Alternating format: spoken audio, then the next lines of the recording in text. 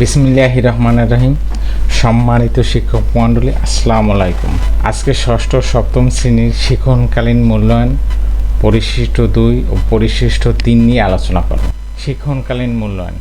এই মূল্যায়নের কার্যক্রমটি শিক্ষণকালীন অর্থাৎ শিক্ষণ অভিজ্ঞতা চলাকালে পরিচালিত হবে। এখন এই শিক্ষণকালীন অভিজ্ঞতাটা কি? শিক্ষণকালীন অভিজ্ঞতা হলো অর্থাৎ এই ষষ্ঠ সপ্তম শ্রেণীতে প্রত্যেকটা চ্যাপ্টারে এক একটা অভিজ্ঞতা, অর্থাৎ একটা চ্যাপ্টারে এক একটা অভিজ্ঞতা বাচ্চাদের শেখানো হবে।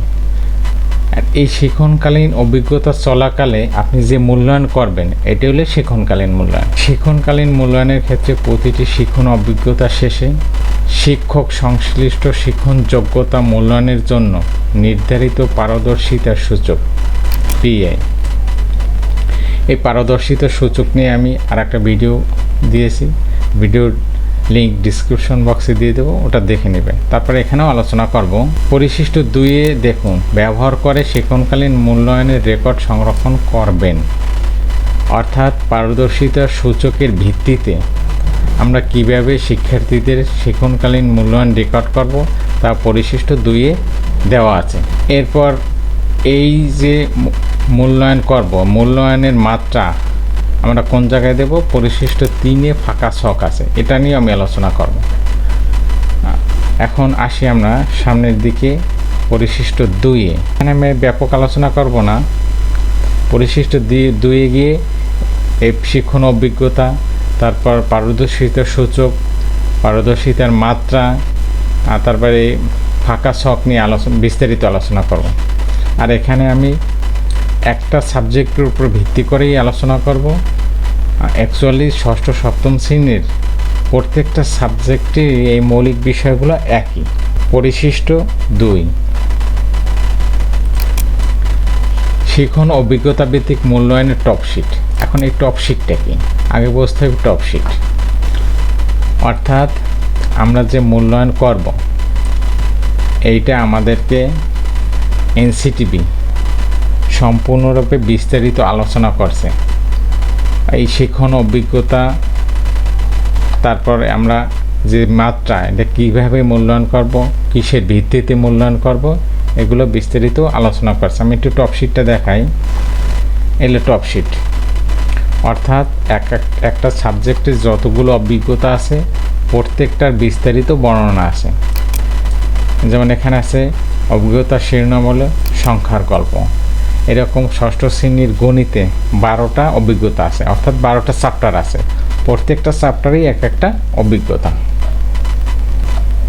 আসি পূর্বের স্লাইডে। তাহলে আমরা টপশিট দেখলাম। এরপর আসি ষষ্ঠ শ্রেণীর নির্দিষ্ট শিক্ষণ অভিজ্ঞতা ভিত্তিক মূল্যায়নের টপশিট পরবর্তী পৃষ্ঠা থেকে ধারাবাহিকভাবে দেওয়া হলো। শিক্ষক কোন অভিজ্ঞতার শেষে কোন পারদর্শিতার সূচকে ইনপুট দেবেন তা প্রতিটি শিক্ষণ অভিজ্ঞতার সাথে দেওয়া আছে। অর্থাৎ আমরা যে পারদর্শিতার সূচকের ভিত্তিতে মূল্যায়ন করব, এই মূল্যায়ন করতে গিয়ে কিসের ভিত্তিতে আমরা পারদর্শিতার সূচক নির্ধারণ করব তা পরবর্তী পেজে দেওয়া আছে।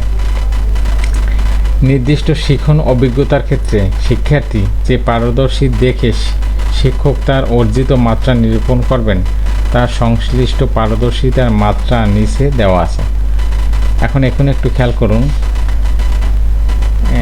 নির্দিষ্ট শিক্ষণ অভিজ্ঞতা অর্থাৎ এই যে শিক্ষণ অভিজ্ঞতা, প্রত্যেকটা চ্যাপ্টারেই যেহেতু একটা শিক্ষণ অভিজ্ঞতা, এই শিক্ষণ অভিজ্ঞতার ক্ষেত্রে শিক্ষার্থী যে পারদর্শিতাগুলো দেখে শিক্ষক তার অর্জিত মাত্রা, অর্থাৎ 3টা মাত্রা আছে, চতুর্ভুজ, বৃত্ত, ত্রিভুজ, এই যে মাত্রা দেবেন কিসের ভিত্তিতে, এইগুলো সংশ্লিষ্ট পারদর্শিতার মাত্রা নিচে দেওয়া আছে।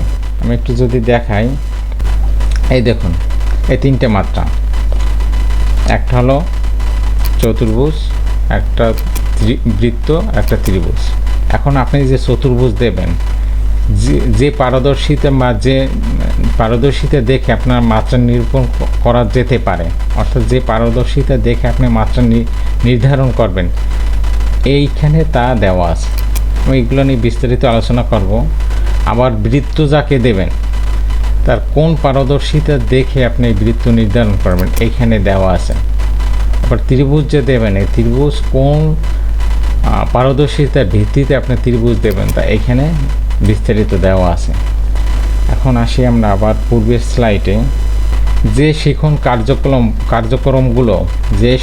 কার্যক্রমগুলো পর্যবেক্ষণ করে ইনপুট দেবেন তাও ছকের ডান পাশে উল্লেখ করা আছে। একটু খেয়াল করুন, অর্থাৎ আমরা যে মাত্রাগুলো দেব কোন শিখন কার্যক্রমগুলো, অর্থাৎ কোন কাজগুলো দ্বারা আমরা এই মাত্রা নির্ধারণ করব, বইয়ের কোন কাজগুলো বাচ্চাদের দেব এবং ওই কাজের ভিত্তিতে পারদর্শিতার সূচক বা পারদর্শিতার মাত্রা নির্ধারণ করতে হবে। আমরা যদি একটু স্লাইডে আসি, এই দেখুন এখানে দেওয়া আছে যে শিখন কার্যক্রমগুলো পর্যবেক্ষণ করবেন, অর্থাৎ আপনি যে মাত্রাগুলো দেবেন চতুর্ভুজ, বৃত্ত, ত্রিভুজ, বাচ্চাদের কোন কাজগুলো দেবেন এখানে আছে সংখ্যার গল্প, অর্থাৎ ষষ্ঠ শ্রেণীর গণিতে প্রথম চ্যাপ্টার। এখানে এই কয়টা কাজ দিয়ে আপনি এই পারদর্শিতার সূচকটা মূল্যায়ন করবেন। তা আমরা আগে একটু দেখি পারদর্শিতার সূচকটা কি। মানসাঙ্ক ও লিখিত পদ্ধতিগত কৌশল সমন্বয় করে গাণিতিক সমস্যা সমাধানে প্রাক্কলন ও গণনার দক্ষতা যৌক্তিকভাবে ব্যবহার করতে পেরেছে। এখন আসি আসলে এই মানসাঙ্কটা কি, এটা তো আমরা জানি না। মানসাঙ্ক কাকে বলে? মানসযোগ অঙ্ক অর্থাৎ মানসাঙ্ক। মানস অর্থ মন এবং অঙ্ক অর্থ গণিতের রাশি বা গণনা। সুতরাং যে অঙ্ক মনে মনে করতে হয় তাকে মানসাঙ্ক বলে, অর্থাৎ মনে মনে যে অঙ্ক করতে হয় এটা হলো মানসাঙ্ক। এখন এখানে একটা নতুন শব্দ আছে প্রাক্কলন। প্রাক্কলন অর্থ কি? প্রাক্কলন অর্থ হলো সম্ভাব্য হিসাব। তো এখানে দেখি আমরা মানসাঙ্ক ও লিখিত পদ্ধতি, অর্থাৎ সে মনে মনে করতে পারবে এবং লিখিত বা পদ্ধতিগত কৌশল সমন্বয় করে গণিতের সমস্যা সমাধানে সম্ভাব্য হিসাব ও গণনা দক্ষতা যৌথভাবে ব্যবহার করতে পেরেছে। এটা হলো আপনার পারদর্শিতার সূচক, এটা আপনার মানদণ্ড। এটার ভিত্তিতে আপনি 3টা মাত্রা দেবেন এই কাজগুলো দ্বারা। এখন আমরা আসি প্রথম মাত্রায় যে চতুর্ভুজ, কোন কাজটা করলে সে চতুর্ভুজ পাবে? মানসাঙ্ক অথবা, এখানে মানসাঙ্ক অথবা কিন্তু হয় মানসাঙ্ক অথবা লিখিত ও পদ্ধতিগত কৌশলের মাধ্যমে গাণিতিক সমস্যার সমাধান প্রাক্কলন ও গণনা দক্ষতা ব্যবহার করতে পেরেছে। যে কোনো একটা, হয়তো মানসাঙ্ক অর্থাৎ মনে মনে করতে পেরেছে কিন্তু লিখিত রূপ দিতে পারেনি, তাহলে সে কী পাইবে? চতুর্ভুজ। এখানে এই যে ব্যাপারটা, এইটা আপনি এই যে দেওয়া আছে আপনি এইটার ভিত্তিতে আপনি নির্ধারণ করবেন। যে কোনো একটি পদ্ধতি মানসাঙ্ক অথবা লিখিত পদ্ধতিগত কৌশলে ব্যবহার করে সংখ্যার মাধ্যমে পূর্ণ সংখ্যার গুণ ভাগ করার ক্ষেত্রে প্রাক্কলন ও গণনা দক্ষতা ব্যবহার করতে পেরেছে। যদি এরকম যে কোনো একটা পদ্ধতি ব্যবহার করতে পারে তাহলে তাকে কী দেবেন? চতুর্ভুজ। মানসাঙ্ক ও লিখিত মানে 2টা পদ্ধতির সমন্বয়ে সে গাণিতিক সমস্যার সমাধানে প্রাক্কলন ও গণনা দক্ষতা ব্যবহার করতে পেরেছে। অর্থাৎ এই মানসাঙ্ক অর্থাৎ মনে মনে করতে পারছে এবং লিখিত রূপও দিতে পারছে, তাহলে আপনি কী করবেন? তাকে বৃত্ত দেবেন। এরপর এই যে দেখুন, যে পারদর্শিতা দেখে তার মাত্রা নিরূপণ করা যেতে পারে। 2 ধরনের কৌশল মানসাঙ্ক ও লিখিত পদ্ধতি সমন্বয় করে সংখ্যারেখার মাধ্যমে পূর্ণ সংখ্যার গুণ বা ভাগ করার ক্ষেত্রে প্রাক্কলন ও গণনার দক্ষতা ব্যবহার করতে পেরেছে। অর্থাৎ 2টা কৌশলই সে ব্যবহার করতে পেরেছে। এরপর আসি আমরা ত্রিভুজ, মাত্রা ত্রিভুজ। মানসাঙ্ক ও লিখিত পদ্ধতিগত কৌশল যৌথভাবে, এখানে কিন্তু যৌথ কথাটা নাই, যৌথভাবে সমন্বয় করে গাণিতিক সমস্যার সমাধানে প্রাক্কলন ও গণনা দক্ষতা ব্যবহার করার যুক্তি উপস্থাপন করতে পেরেছে। এখানে শুধু এ মনে মনে এবং লিখিত রূপ দিতে পারছে, আর এ জায়গায় সে যৌথভাবে সমন্বয় করে সমস্যার সমাধান করছে এবং যুক্তি উপস্থাপনও করতে পেরেছে। যদি এরকম হয় তাহলে তাকে কি দেবেন, ত্রিভুজ মাত্রা। এখন যে পারদর্শিতা দেখে মাত্রা নিরূপণ করা যেতে পারে, মানসংখ্য ও লিখিত পদ্ধতিগত কৌশল যৌথভাবে সমন্বয় করে সংখ্যারেখার মাধ্যমে পূর্ণ সংখ্যার গুণ ও ভাগ করার ক্ষেত্রে প্রাক্কলন ও দক্ষতার ব্যবহার করার যুক্তি উপস্থাপন, অর্থাৎ এখানে সে যুক্তি দিতে পারবে, তাহলে আপনি কি দিবেন, তাকে ত্রিভুজ দেবেন। আর যে কার্যক্রমগুলো দ্বারা আপনি এই মাত্রাগুলো দেবেন, সংখ্যারেখার গল্পে কাগজের ভাঁজে লুকানো স্থানীয় মান নির্ণয়, তারপর সংখ্যারেখার মাধ্যমে পূর্ণ সংখ্যার 4 প্রক্রিয়া যোগ বিয়োগ গুণ ভাগ প্রদর্শন, 3 ক্যারেক্টার ম্যাজিক, প্রিয় নামে বয়স জানো, এরকম প্রত্যেকটা সাবজেক্টই ষষ্ঠ এবং সপ্তম শ্রেণীর যে কার্যক্রমগুলো পর্যবেক্ষণ করে আপনার এই মাত্রা নির্ধারণ করবেন, তাই এবার ডান পাশে দেওয়া আছে।